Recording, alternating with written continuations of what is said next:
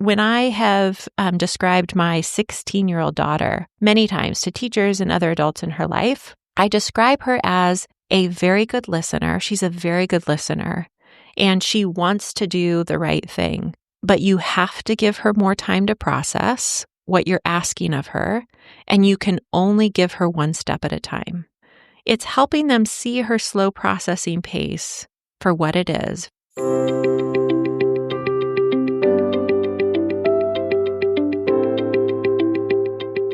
Hi there, and welcome to the Brain First Parenting Podcast. I'm your host, Eileen Devine, and I am a therapist, parent coach, and educator who supports parents that are raising children, teens, and young adults with brain-based differences and challenging behavioral symptoms.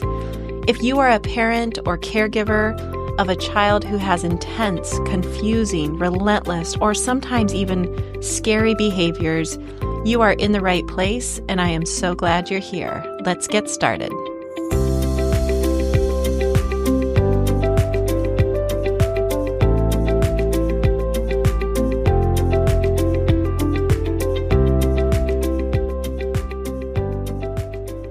Hello. Welcome to the Brain First Parenting Podcast, where we talk about what it means to support complex kids and teens who often struggle with big behavioral symptoms, and we talk about what it means to support them from a brain first lens.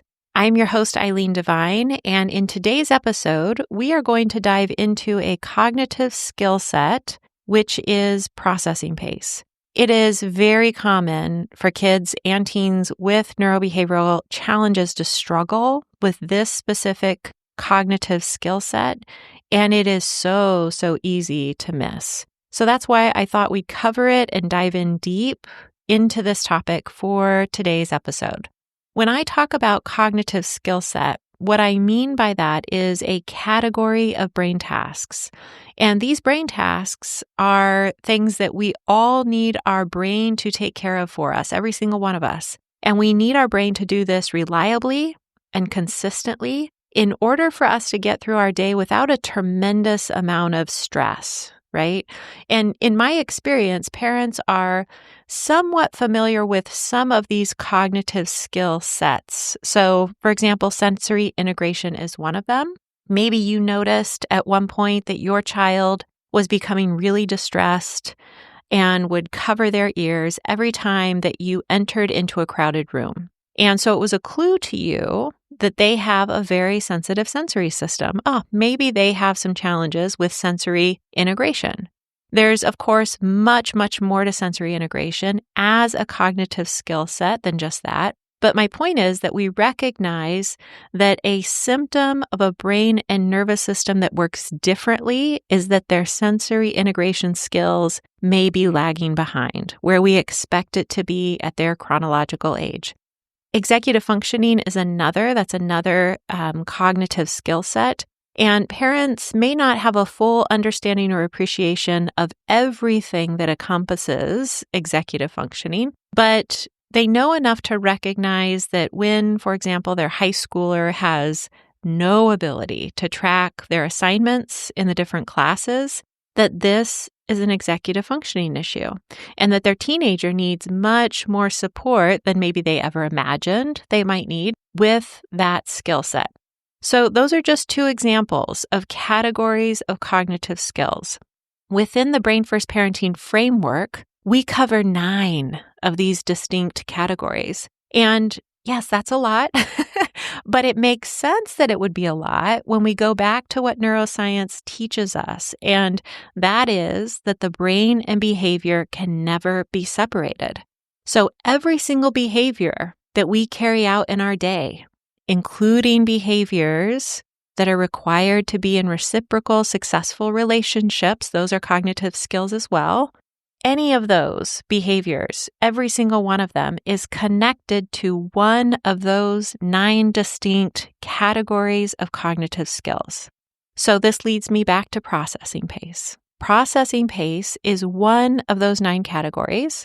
And as I said already, it is often missed in terms of seeing it as a lagging skill, cognitive skill, versus a behavioral problem that needs some type of consequence or some type of punishment.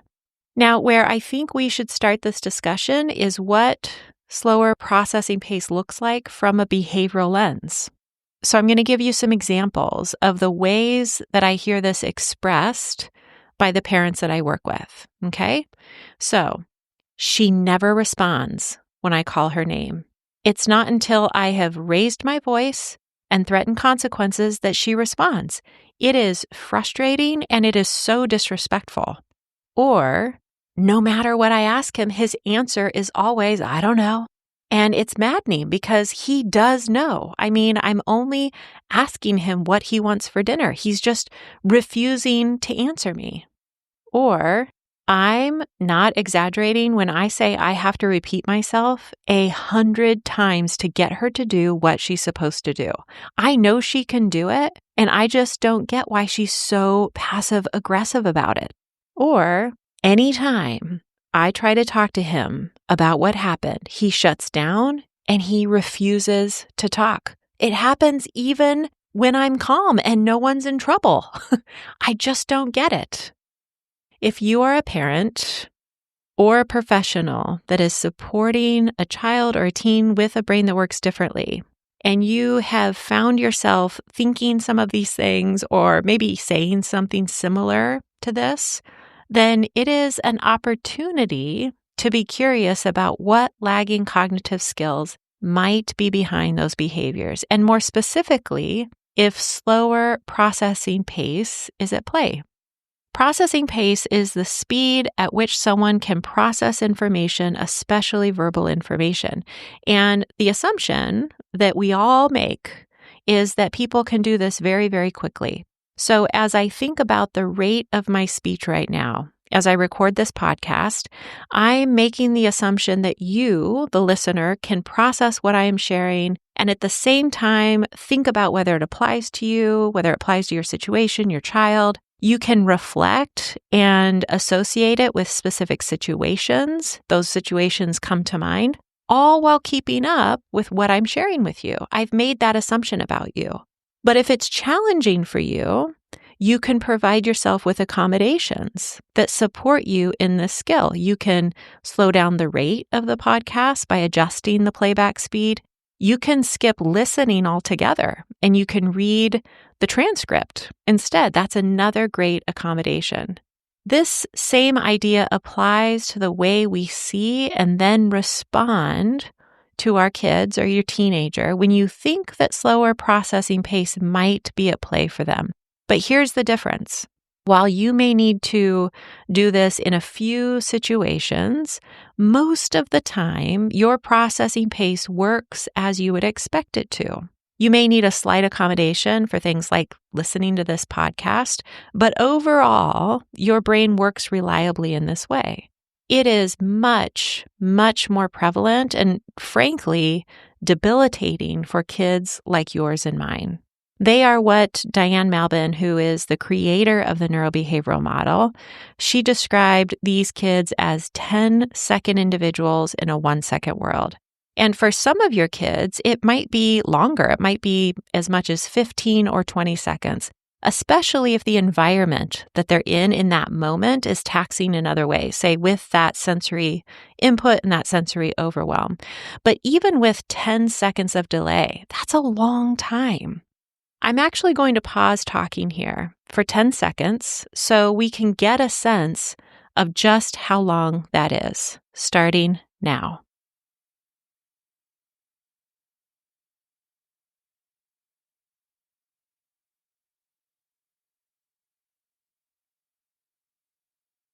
Okay, that was 10 seconds.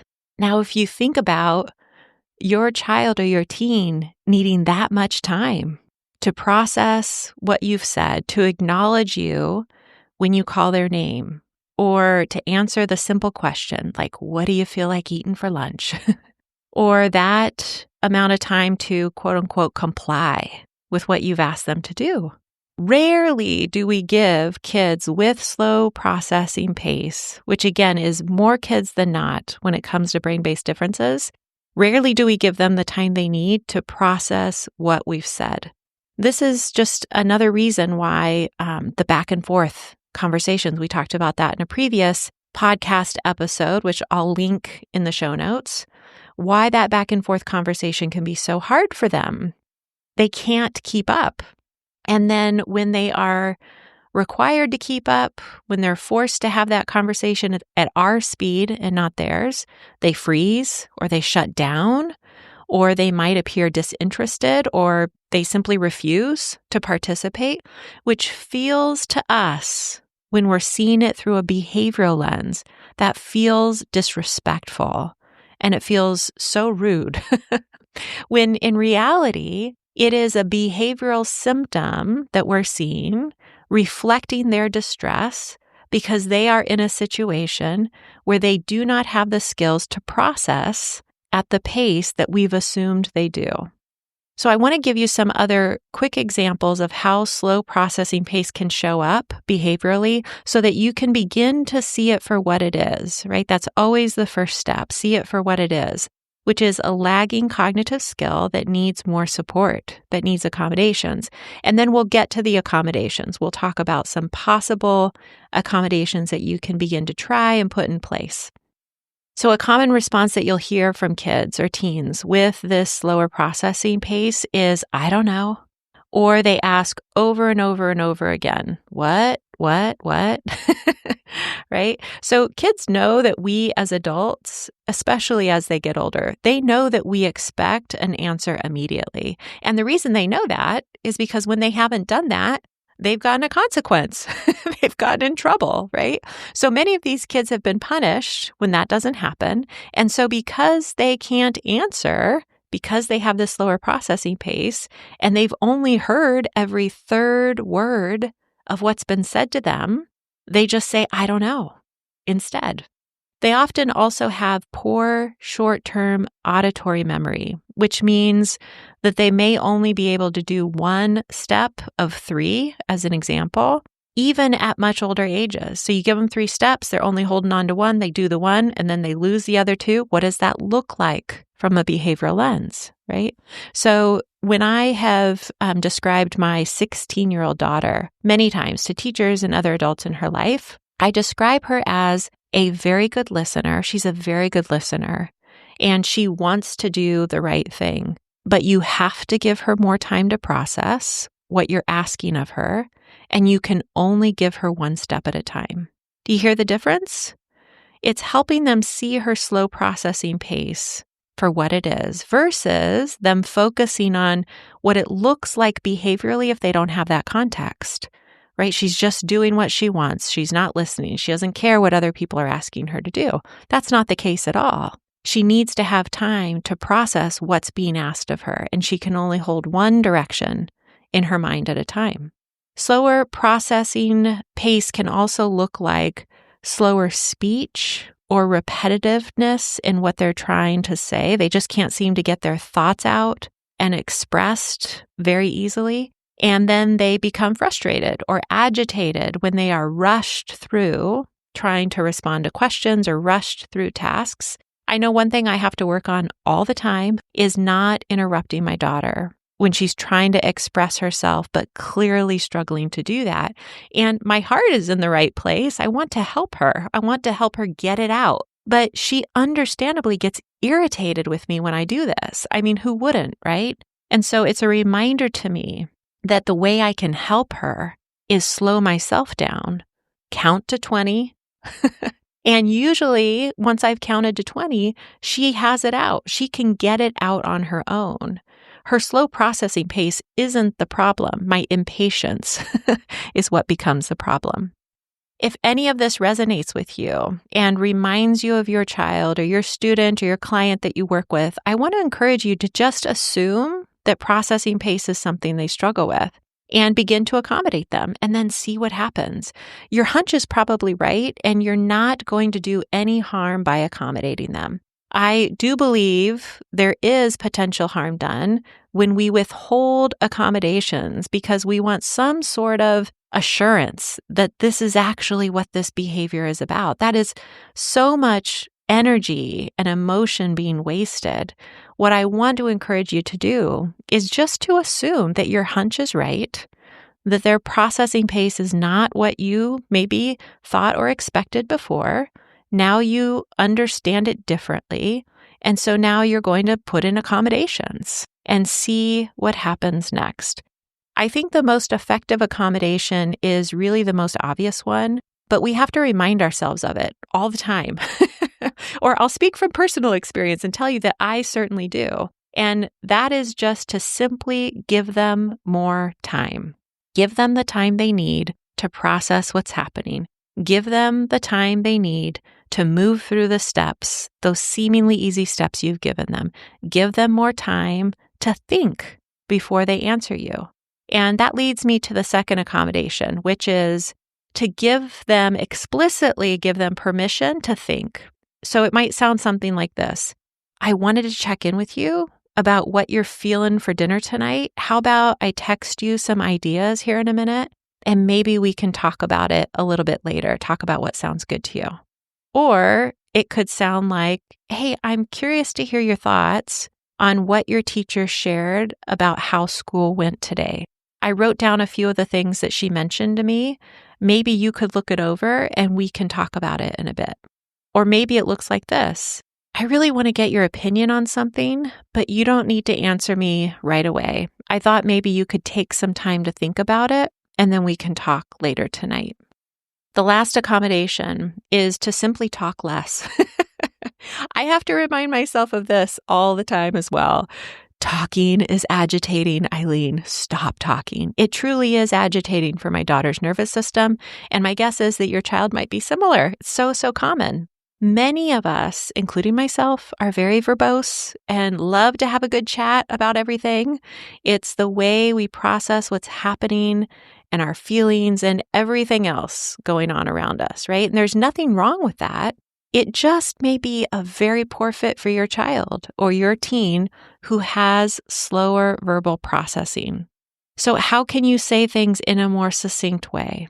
Can you be more direct without being harsh so that they don't have so much coming at them, right? Do you even need to talk at all in this moment? So writing things down and making things more visual, also another great accommodation. So sending your teen a text with the question or the request versus stopping by their room to talk to them about it. Basically just being a bit more thoughtful and mindful about how much verbal information you're throwing their way. So accommodations don't have to be complicated, right? Give more time to listen, create more space for more think time, write it down for them, talk less. All of these pieces, give them permission up front to take the time they need to think about what you're asking. They're not complicated. The hardest part is training ourselves to remember that this is very likely at play so that we can then support them differently. Before I say goodbye, I have a free resource specific to slower processing pace and how to support it that I wanted to be sure to mention to you. Earlier this year, I offered a free workshop called The 10-Second Child in a 1-Second World, Slow Processing Pace and How to Support It. If you missed that workshop when it took place earlier this year, or maybe you signed up to watch it, but you never got around to it, I want to be able to offer it to you as a way to deepen your understanding of your child or your teen in relation to this specific cognitive skill set. So you can access the recording of this free workshop at go.eileendevine.com/listen. That's go.eileendevine.com/listen. And I'll also be sure to include the link in the show notes for this episode. Alrighty. Thanks as always for listening in. And until next time, take care. Before we say goodbye, I want to be sure that you are aware of all the free resources I've created with you and parents like you in mind. You can access them all in one place at go.eileendevine.com/free resources.